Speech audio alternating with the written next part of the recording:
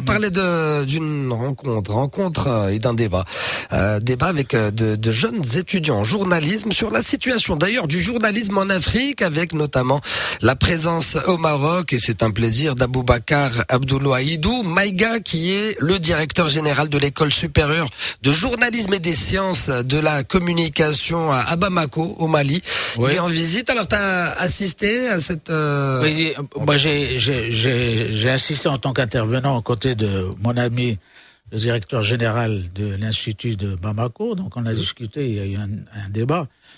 Et que dire? D'abord, il faut rappeler... La question, quelle est la situation du journalisme en Afrique, forcément? Qu'est-ce qu'il en ressort? D'abord parce que le Maroc est partenaire de beaucoup de pays africains, ça on y fait attention, attention. Le Mali, le Burkina, toutes les conventions pour le football, n'en parlons pas, c'est la quarantaine de pays. Et donc il y a une coopération institutionnelle entre d'autres secteurs d'activité. Il y a le secteur de la communication et de l'information. D'abord, c'est l'ISIC, c'est l'Institut supérieur qui est à Rabat, le seul organe public, donc financé par l'État, qui forme depuis 69 et qui a une histoire quand même, longue histoire, qui a été fondée en 69 par l'intermédiaire d'une coopération avec l'Allemagne à l'époque, la RFA à l'époque, et donc Frédéric Neumann, qui a financé, qui a ouvert finalement cet institut, qui a progressé dans le temps et qui a donné de grands cadres au pays, des ministres même, des ministres qui sont passés par là, des consultants au niveau international, et donc très bonne formation que personnellement j'ai vécu au départ. Et aujourd'hui, c'est le Mali qui a besoin du Maroc, c'est-à-dire il y a un échange, parce que la politique arrêtée par Sa Majesté est celle du win-win. Ouais, on est dans de la coopération. Voilà, et c'est assimilé et compris aujourd'hui par ces pays-là, qui sont nos amis, nos proches, et qui soutiennent le Maroc quand ils parlent. Et tu as raison de dire dans tous les domaines, parce que tout à l'heure on parlera de tous ces pays qui souhaitent venir jouer au Maroc. Il y en a de plus en plus. Je pense à Sierra Leone, Sao Tomé, l'Éthiopie, la Guinée, Kamlin, Inch'Allah, ils jouent mais match éliminatoire pour. On n'en est qu'au début. C'est-à-dire que l'impact va mettre du temps, mais c'est sûr que le Maroc, parce que le Maroc est sur une coopération qui bénéficie à tout le monde, à tous les pays africains, et c'est un échange à égal. Et puis, au-delà, il y a une vision, si tu veux, philosophique qui consiste justement à consolider la personnalité africaine à travers la jeunesse africaine. Et c'est ça qui est important. Hier, la conférence justement versé dans ce sens-là, avec les étudiants marocains, étudiantes, et l'objectif, c'est de permettre à ce que des étudiants, des enseignants puissent aller au Mali, et qu'il y ait un échange entre des deux côtés, des deux parties, et que, effectivement, cela profite à la jeunesse africaine, parce que il y a encore énormément de problèmes. Les gens se font des illusions quand ils croient que le développement est assuré. Le développement n'est pas encore assuré.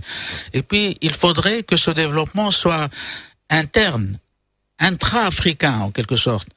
Jusqu'à présent, on a vécu dans l'illusion de l'Europe et de l'eurocentrisme qui voulait tracer la voie de développement qu'on devait suivre, nous, et aujourd'hui, on se rend compte que l'Africain devrait compter sur lui-même. D'autant plus parce que les potentialités, les richesses, elles sont africaines. Regarde ce que fait le Maroc pour le Gabon et pour un certain nombre de pays africains au niveau des phosphates.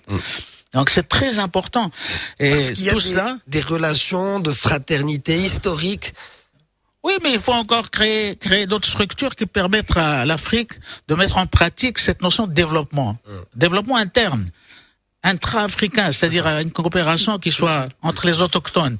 Et ça donne quoi? Ça donne justement une réaction les relents colonialistes, on dira. Les relents sont toujours là. Regardez ce qui se passe maintenant avec le Maroc sur le plan institutionnel.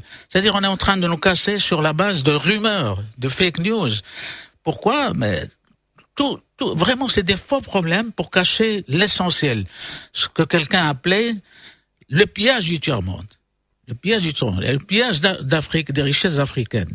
C'est-à-dire rester dépendant, et on vous montre la voie du développement, qui n'est pas la véritable voie de développement, qui ne peut venir justement que en réclamant le droit à s'autodéterminer réellement par rapport à l'Occident. Sinon, on restera toujours dépendant. Et puis, alors, c'est des faux problèmes, mais c'est ce que dit le directeur général de l'Institut de formation des journalistes de Bamako. Il en est conscient, et aujourd'hui les Africains... D'ailleurs, il y a une écrivaine qui a été ministre au Mali et qui soutient cette thèse. Il la défend au niveau relevé de la recherche et de la réflexion. Fatoumata, je crois, si je ne m'abuse. Je dis ça comme ça, mais je en tout cas, Aboubacar Abdoulaïdou reparti heureux, fier d'être africain et fier du Maroc. Bien sûr, rencontre aussi bien à Rabat qu'à Casa. À Rabat, c'est avec l'Institut de journalisme dont je te parlais tout à l'heure, qui a été fondé en 1969, qui a produit, permis à des générations de journalistes justement de se former au sein de cet institut de formation de qualité de haut niveau. J'y suis passé à un moment, je peux t'assurer que c'est le seul institut qui s'intéresse à la caricature, par exemple. Il y a même des mémoires qui ont été soutenues sur ce thème-là. Il y a une spécificité à Rabat. Casa, c'est autre chose. Casa, c'est Feu Talal, Simon Talal, qui est écrivain, journaliste, enseignant, qui a encadré pendant très longtemps à l'Institut de Rabat et qui a fondé il y a une vingtaine d'années un institut privé de journalisme et de communication. Donc, c'est un hommage, c'était une opportunité pour rendre hommage également à ces... Débat donc sur la situation du journalisme en Afrique. Comment va le journalisme en Afrique, en 2 mots? En 2 mots, sur la voie du développement, quoi, tout le reste. Très bien, 7h17 sur Radio Mars. Merci beaucoup, Vlad, de la Minute e-sport. للمزيد من المعلومات ما تنسوش تابوناو وتفعلوا الجرس باش يوصلكم جديد لو 7 TV.